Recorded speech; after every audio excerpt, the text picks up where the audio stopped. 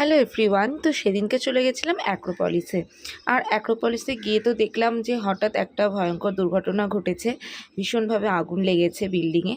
তো এই যে এত মানুষ সবাই ভয়ে বিধ্বস্ত হয়ে বাইরে বেরিয়ে পড়েছে। আর এই যে এই বিল্ডিংটাতে আগুনটা লেগেছিল আর এই যে কাঁচগুলো ভাঙছিল।